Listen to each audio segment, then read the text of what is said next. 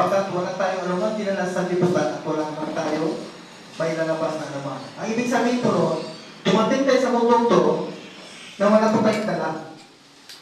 Ibinanak tayo nito na hubad at aalis din tayo hubad.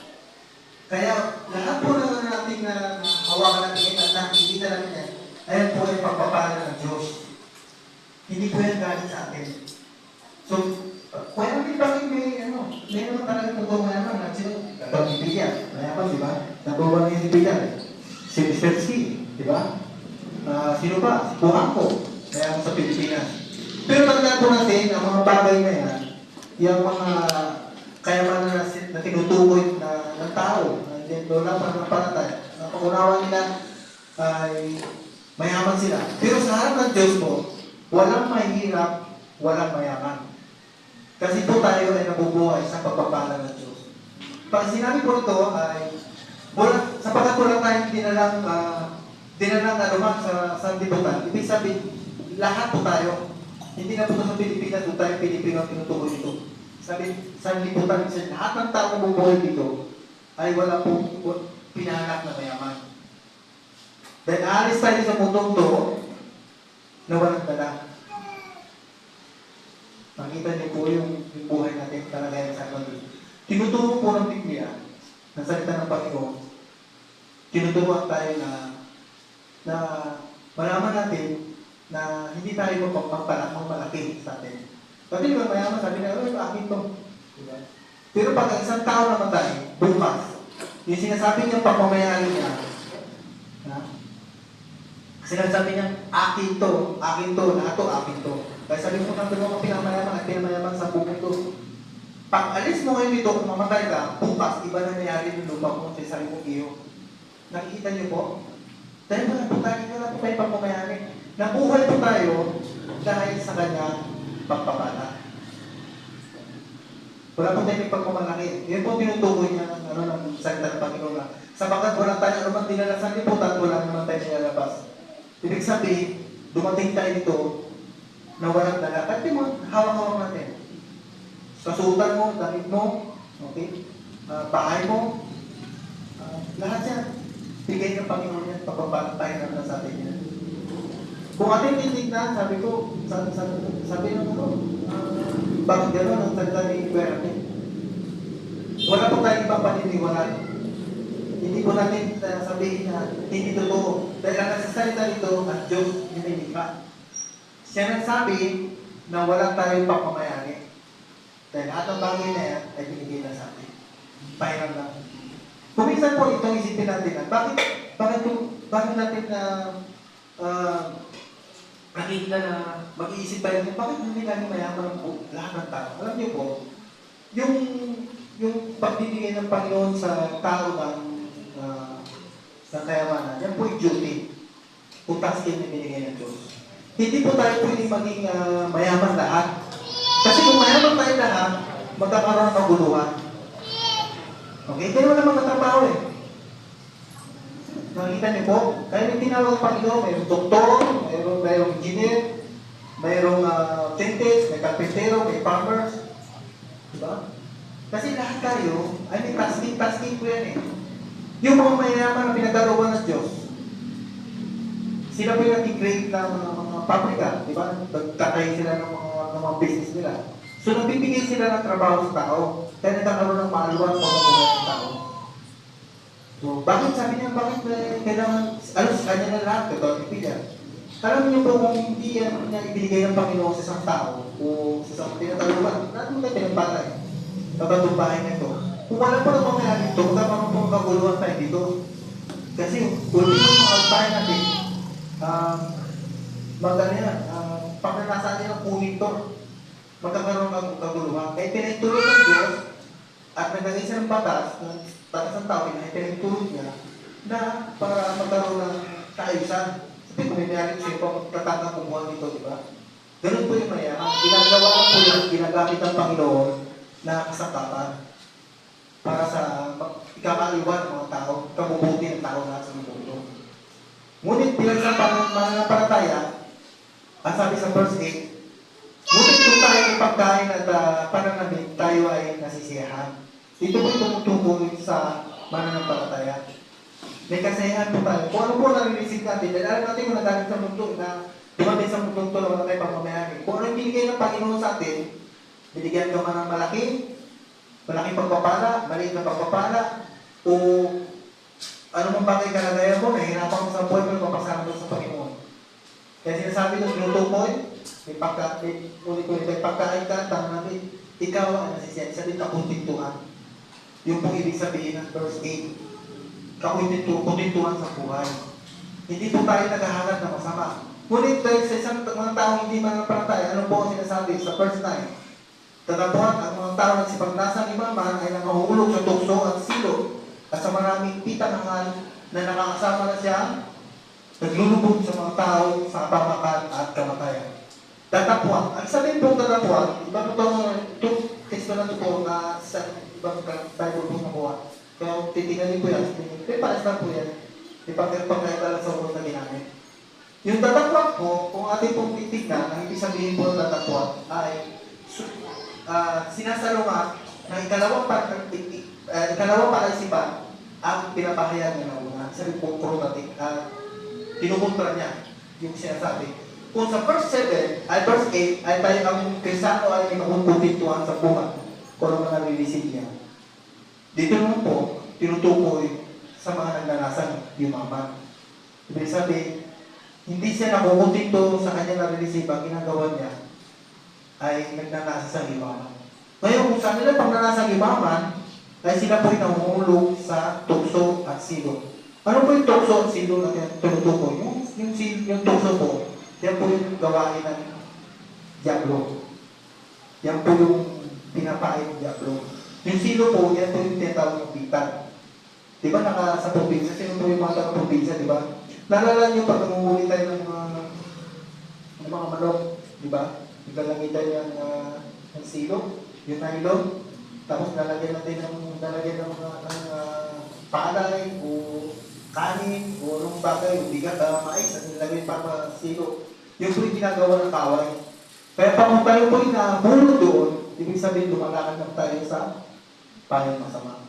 Yan po yung naging topic natin last time na tumayo po sa Psalms chapter 1, verse 1. Lumalakad sa payong masama.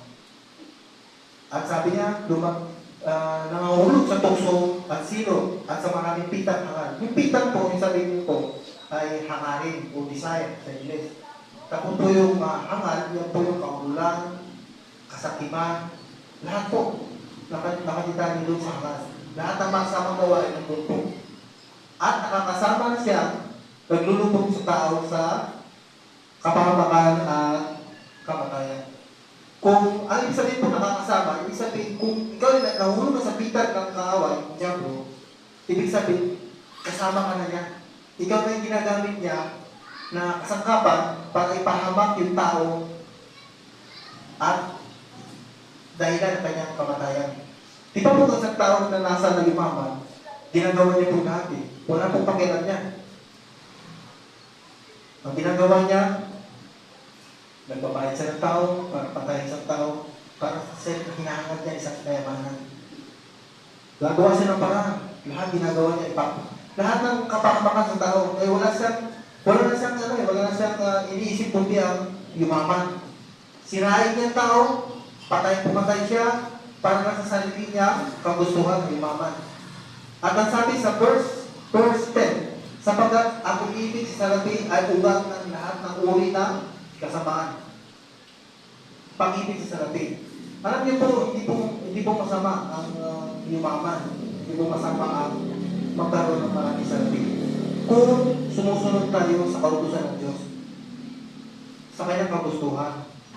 Kung tayo po umiibig sa salapi, ano po yung mga tao umiibig sa salapi? Yung babae, ano? May Diyos po sa buhay. Wala na po. Dahil ang kanilang ginudiyos yung pera. Lahat ng bagay na kanilang ginagawa ay pera. Pumatay silang tanti, pera niya. Okay. Pera lang katapat yan. Lagi ng doon ang isip yan, pera lang. May gagawin bagay, pera lang yan. Pera mo. Okay. Hindi ka tulad na isang mananampalataya. Kung tayo po'y dumarating sa may kailangan, tayo po'y nagdarasal. Di ba? Kung tayo nagkamali, tayo naghihingi ng kapatawaran sa Panginoon. Pero yung tao kung umiibig sa salapi, ay hindi na po gumagawa ng kabutihan. Ang ginagawa niya, ang kanyang sinasamba, instead na sambahin niya ang Diyos, ang sinasamba niya po yung salapi. Dahil lahat ng ginagawa niya, nakasandal na lang siya sa kayamanan niya. Yung sinasabi ng verse 10, ay ng verse 9, at yung verse 10 ay iisa lang. Pag gano'n na nasa limaman, ay sigurado makapanlungin pag umiibigay natin sa salapi. Kaya sabi, umiibig sa salapi ay tugang ng uri, tugang ng lahat ng uri ng kasamaan. At sa pagnanasa ng iba, na nakasinsay sila sa pananampalataya at tinugang ng sarili ng maraming talumpayan. Ang ibig sabihin po ng nakasinsay, ibig sabihin po sumuway. Sumuway sa pananampalataya. Ibig sabihin, hindi na sila sumusunod ang ginagawa nila, sinusunod lang nila yung lahat ng pitang ng hari.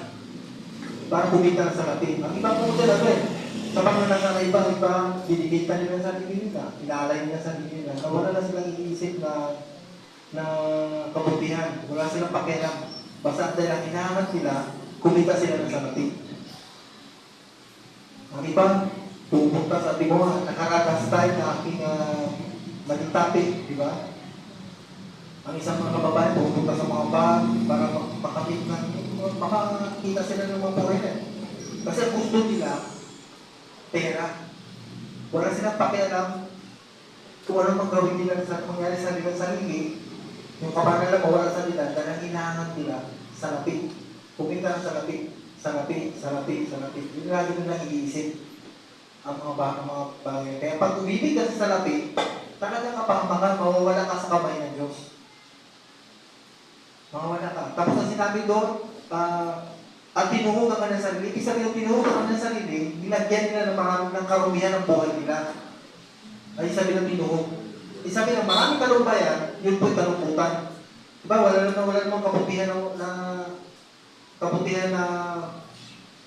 na sabi mo ng kabutihan ng kalumputan ng kakatupas hindi naman. Ibig sabihin, kasamaan yun, kalumputan yun. Kaya ginagawa yun.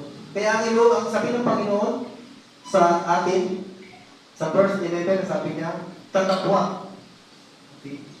Tatapwa, ikaw, tao ng Diyos, tumakas ka sa mga bagay nito. Ibig sabihin, tumakas, tumayo ka. Tumayo ka sa mga bagay. Huwag mong gawin, huwag kang magnasang imaman, huwag kang umibig sa salapi, dahil po mapamakan, dahil mawala sa kamay ng Diyos. Kaya sinasabi niya, tatapwa, ikaw, tao ng Diyos, tumakas ka sa mga bagay nito. At sumunod sa katuwiran, kabanalan, pananampalataya, sa pag-ibig, at pagtitiis sa kamuha. Sabihin, kung ikaw na kumuha sa katuwiran, okay, hindi mo gagawin na magtitiis ka sa trabaho, di ba? May mga tasking na ibinigay sa'yo sa trabaho, na sa pera. Ang nangyayari doon, iba, dahil sa pag-ibig sa salapi at ginagawa nila, nanggugulang sila para kumita ng pera. Pero bilang isang mananampalataya, tinuturuan tayo ng Panginoon, anong dapat natin gawin? Na sinabi niya, sumunod ka sa katuwiran. Kaya sinasabi ng verse 12, makipakaw ka na mabuting pakipagpakaw ng pananampalataya. Yan po tinutukoy niya sa verse 11 na sumunod ka sa katuwiran at kabanalan. Yung katuwiran po, yung pakikitapat po yan, pakikitapat sa kapwa, sa trabaho, pakikitapat mo. Kung ikaw isang politiko, nagiging tapat ka, hindi ka umibig sa salapi. Hindi nakikipagpaka ka na mabuting pakipagpaka ng pananampalataya. At sumunod, manangan ka sa buhay na walang hanggan, yan po yung pananampalataya. At ipahayag mo, at dito tinawag ka, at ipahayag mo ang mabuting pagpapahayag. Yun po yung pag-ibig ng Diyos ng tinutukoy. Sa harap ng maraming saksi. Alam niyo ba na ako po isang bunga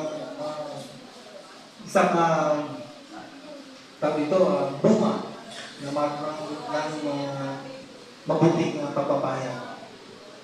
Ako po, kami po yung pastor, nagbahay po kami sa Westgate. Hindi niya po ako doktrinahan, hindi niya po pinilit, hindi niya po yung kinulit na matika. Pero nakita ko sa buhay niya, yung mabuting pagpapahayag. Alam niyo yung mabuting pagpapahayag, sila po yung share yan eh. Hindi lang po yung share ng salita ng Panginoon. Kundi, yung tinatawag ng mabuting pagpapahayag, yun po yung sa action, sa gawa. Pinapakita mo ang mabutihan mo. Pinakita mo pa sa mabutihan niya. Kaya ako po yung naging bunga, kaya po yung nagsarap niyo ngayon. So ako po yung bunga ng mabuting pagpapahayag. Sa bilang isa pong, sa birthday ito natin pinag-aralan po sa, sa hapon na to. Kung natin pong pabalikan sa first na sapagkat wala tayong kinalaman pa. Kasi pinapakita ng Diyos na wala tayong pamamayari. Lahat pagpapala niya. Second, sabihin, pagkaroon tayo ng puntituan sa buhay. Yung verse 8, sabihin, nasisihan sa ano man narilis ko sa buhay. Verse 9, yung mga paglalasa ng mama, huwag natin gawin maglasa dahil tayo ay pumapaka. Mahulog tayo sa pitan na ginawa ng Siyempre. Sa verse 10 naman, sapagkat ang umibig sa labi ay huwag lahat ng kasama ang tinuturo ng Panginoon na huwag natin Diyosin ang salapi. Dahil kung Diyosin natin sa salapi at pag-iibigin natin sa salapi, ang kasunod nun ay puro karunihan sa buhay. Puro wala tayong kabutihan na magagawin. Kasi alam niyo po yung pag-ibig sa salapi. Parang niyo po yung pamilya, wala pong kapatid na dyan.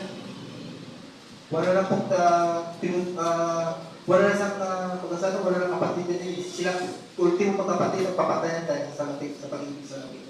Kaya kung pag ginawa mo umibig ka sa salapi, sigurado mawawala ka sa kamay ng Diyos. Nakita niyo po yung meron po akong bahay sa probinsya. Alam niyo po, nandahil sa lupa, naghahangad na bawat isa sa mama. Gusto niya yung mama niya. Hindi po, pinananasaan ko yung isang bagay na hindi sa'yo para yung mama umibigay sa labi. Sila magkakapatid po, hanggang sa po, ilang taon sila nagkakasuhan. Talaga po, magpapatay yan. Dumating po ang oras na nawala na po sila lahat, wala po nangyari. Hindi pa rin po natapos. Hanggang kanila mga anak, hanggang ngayon po ay nag-aaway-away dahil sa isang bagay sa kayamanan na nilang pinaghahanap. Dahil sabi ng isa, akin to. Akin to. Akin to. Hindi sila magkasundo. Umiibig sila sa salapi. Naghahanap ng kayamanan. Alam niyo po yung pagyaman, kung tayo po yung pinagkadoban ng kayamanan ng Diyos, sa ating pinag-aaralan yan, kung tayo po yung pinagkadoban ng Diyos, kung ikaw po yung mananampalataya. Kung halimbawa, kapatid, nangyamang ko na, huwag po tayo magmalaki. Isa lang po yung sabihin natin, na kapatid, hindi ako mayaman, pinagpala lang ako ng Diyos. Biyaya lang ito ng Diyos. Yun po yung pinaka-best na isasagot natin. Hindi lang yung umuundag ka, na hindi, mayaman ako. Akin lahat yan. Puro kaya baka hindi po hindi natin gawin no? Pag tayo po mananampalataya, ang sister, may business dyan. Okay? Nag-ipagpaka siya ng mabuting pakipagpaka. Di ba meron din nag-business na kaparehas sa unahan bunte? Pero dahil sa kanyang pamumuhay na tapat sa Diyos, siya nakipagpaka ng mabuting pakipagpaka. Ipinapahayag niya ang mabuting pagpapahayag at ang saksi ang marami nakita sa buhay niya. So ang Diyos, papapalain siya. Kasi minsan, di ba, ibang negosyo, di ba, pag ito may negosyo, taka na nagagalit siya. Napatama niya. So gagawin niya, dahil sa hangad niya yumaman, may posibilidad pang papatay niya yung may-ari na yun para nausulugin niya yung sa negosyo, nag-iisip na sa masama dahil sabi niya paglakasan niya yumaman. Pero kung tayo mananampalataya ay naghahanap ng kaayusan sa buhay, paghahanap tayo ng Panginoon, ang Panginoon, mahal niya yung mahal niya yung nagsisikap sa buhay na may papapumpa ba. Hindi, kaya sabi mo, minsan ako, di ako yun, hindi. Pagyayamanin ka ng Panginoon, basta sumunod ka lang sa kanyang pag-usap. At yung magkakaroon ka ng maraming salabi, na hindi mo kinuha sa masamang bagay, sa maraming paraan. Yun lang naman po. Ba't sabi nila, ang demonyo ba nagpapalatin? Alam niyo, tutusin natin babasay ng Biblia. Lahat po na nakikita natin sa mundong to, lahat na ating nahawakan, yan po yung biyaya ng Diyos. Ang kaaway po, dinanakaw niya lang yan. Dinadaya niya ng isipan ng mga tao para makuha isang bagay na hindi niya pinaghirapan, makuha niya sa maling paraan. Yan po ginagawa ng kaaway. Ang kaaway po, siyempre wala po siyang ginawa niya sa mundong to. Wala po siyang binigay na pagpapala. Pwede natin nagpapala, yes. Pero yung dinanakaw niya lang, dinadaya niya lang yung tao para magkamit na kayamanan, magkaroon ng maraming salapi. Tingnan ko yung mga tao na na mga sumasali sa mga beauty pageant. Kung ating titignan, pang mga napakinggan, beauty pageant, mga Miss Universe, di ba? Di nyo ba alam yung mga tao yan, hindi sumasali kung walang ipon na pera? Sumali yan dahil may ipon na pera. Dahil may pera mo lang dyan, video po. Sa Pilipinas lang po, kung ikaw po ay manalo ng Miss Universe, makabara po 10 milyon. Tapos kung ikaw po sa international, Miss Universe, international na, yung po ay bilyong dolyar ang marireceive ng isang mananalo. Kung minsan po, yan po yung beauty pageant na yan, kung ako tataka, ako po yung naglalaro, pag ako nanonood yan, siyempre, minsan, may Pilipino na nakasali, di ba? Normal sa ating mga Pilipino na mag-share tayo, di ba? Pero bakit kailangan i-display yung katawan, magsuot ng mga malalasong suot para lang hindi naman nababase doon ang ganda eh. Di ba, beauty and brain, sabi nila, beauty and brain. Pero alam nyo ba na yan po ay isa sa mga ginagamit ng kaaway? Para isang tao yung ibig sa salapi. Alam nyo ba, ginagawa, pag nakaupo dyan, nas nakakaupo dyan sa atin nila, yan po yung mga bilyonaryo sa mundo. Ang ginagawa po nila, nag-i-scout na sila yan. Tapos pagtapos ng competition, aalokin nila yan. Magpupupo sila. Kapag para sa'yo, gagawin nila karelasyon, Dahil sa itong mga tao to, naghahangat at umiibig sa salapi, ang ginamit mo patol sila. Tandaan po natin na ito, related din yung mga kabataan. Ang pagkipagrelasyon, okay, ang paghahangat ng salapi, hindi po masama. Hindi lagi ko narinig yan, sabi nila, mga kababayan, maghanap tayo ng maganda. Napapagod natin lagi yun. Doon sa kabila. Lagi yun, maghanap tayo ng masama. Doon ba yun? Maghanap ng masama. Para dahil mga matanda, para daw, di ba dahil mamatay ng mga pera, para yumaman tayo. Pero huwag po natin gagawin yun. Dahil tayo po ay umiibig sa salapi. Hindi po tayo umiibig. Kasal na naman sa Diyos yun. Na nasa mga kabataan, walang mga asawa. Paghanap po tayo, ibigin po natin ng isang tao kung yun po ay ibinigay ng Diyos sa atin. Hindi po ibibigyan natin dahil maraming pera. Di ba? Mga parang ng Pilipino, ganyan. Pilipina, naghahangat ng puri nila para may pera. Pero hindi po isang malaking kasalanan sa hanggang sa Diyos. Dahil yun po ay umiibig ka sa Diyos. Hindi ka umiibig sa Diyos. Malayo pa sa Diyos mo. So ito po, tinutukoy dito ng ating pinag-aralan. Yung pagyaman, okay, pagkakaroon maraming salapi. Ulit ko, hindi po masama. Kailangan po natin yan eh. Diba? Kailangan natin yung salapi para pagsusot natin sa ating mga Panginoon. Habang tayo po yung lalakbay sa mundo ko. Pero kung yun ay kinuha ko sa maling paraan, yun po yung kasalanan. So, inibig po yung salapi, yun po yung kasalanan. Hindi po masama ang salapi, hindi po masama ang lalaki. Katulad ni sister, nagigusyo siya. Kung siya nagsisikap at siya amat, parang araw-amat siya. Kung matutuwin na naglilingkod sa Diyos yung pagpapanayin siya ng Diyos. Pagpapanayin ka siya ng Diyos. Hindi gusto mo na lalo yan. Pero sana, kung lalalo man yun, huwag mong itigil ang salapi. Ibig sabihin, kung anong pinigay ng Diyos sa'yo, na pag-ibig, ay ipahayag mo ang mabuting pagpapahayag.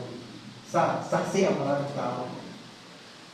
Pero po yung tinutukoy dito na huwag tayong ibig sa mga bagay na hindi ibinigay ng Diyos sa atin. Huwag po tayong maghangat ng salapi na nanggaling sa kaunan. Kabutihan po ang gusto ng Panginoon ay kabutihan. Buhay tayo sa kabutihan sa kanyang pinuputo. Saan? Sa kapwiran, sa kabanalan, sa pananampalataya, sa pag-ibig, na may pagtitiis sa amo. Pagtitiis, ibig sabihin, ano bang dumating sa buhay mo, nagtitiis ka. Na may papakumbaba. Saan? Sa harap ng Diyos at sa harap ng tao. Kabutihan ko. At doon, kung yun yung ginagawa natin, may papahayag natin. Magulang ka na lang na may tao na nabibless sa'yo, kahit hindi mo siya sinisira sa salita ng Panginoon, pero nakikita sa buhay mo, yung mabuting pagpapahayag, kaayusan sa buhay. Sabi ng tao na ito, napakabuti ng tao na ito. Di mo alam, nabibless siya, at ganun, nabibless siya, nagkakaroon pa siya ng pagkakataon na kilala ito. Ginagamit ka. Kaya sabi ng Panginoon sa last verse, di ba? At dito'y tinawag ka. At ipahayag mo ang mabuting pagpapahayag sa harap ng maraming saksi. Punit po.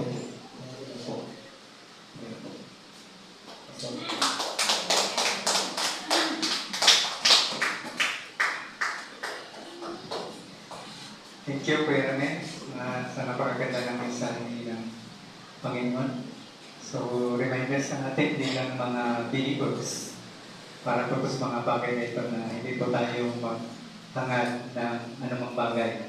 Sapagkat ang Diyos ay siyang nagpo-provide ng lahat ng needs doon sa atin bilang mananampalataya sa Panginoon. Amen? Lagpakan natin ang Panginoon. So, okay pala na. Kaya, ang ano dito, lahat ng bagay na binigay ng Diyos, money is blessing is not evil. Hindi mo masama yan. Pero,